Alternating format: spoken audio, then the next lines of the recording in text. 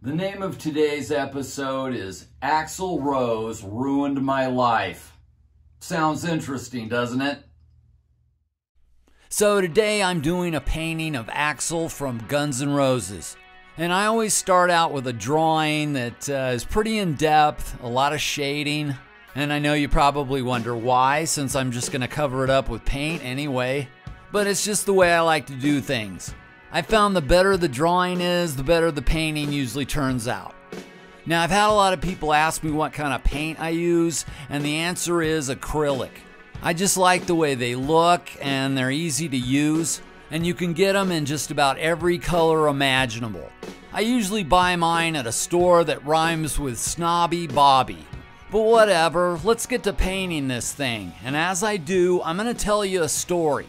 It mostly involves me and my band Galactic Cowboys, but believe it or not, Axl Rose actually did affect the course of my musical career. It all started around 1989.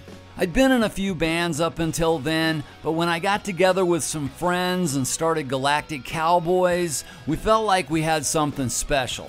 We took 4-part harmony vocals that sounded like the Beatles, and mixed it with thrash metal riffs that were reminiscent of Metallica or Anthrax. We had no idea if anyone would like it, but we knew we liked it, and so we made some demos and gave it to a manager.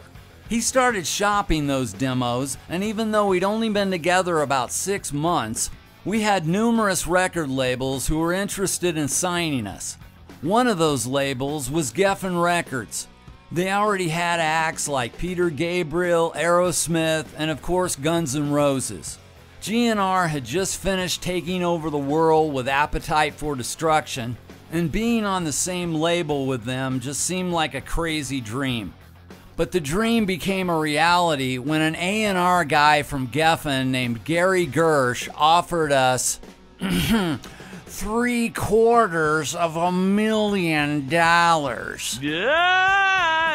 Naturally, we accepted that offer and started to prepare ourselves to be rich and famous rock stars.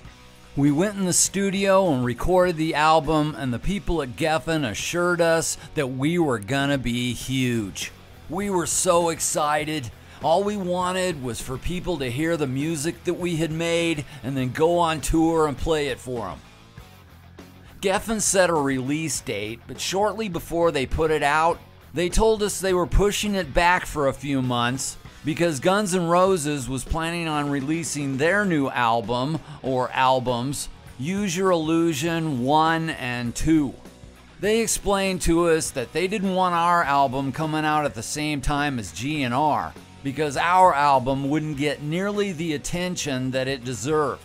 So they set a new release date, and we sat around for the next several months and waited. Only to have them push it back once again. This time the explanation was, well, Axl still isn't happy with what they've got, they're still recording, and they're not ready to release yet. So once again we waited.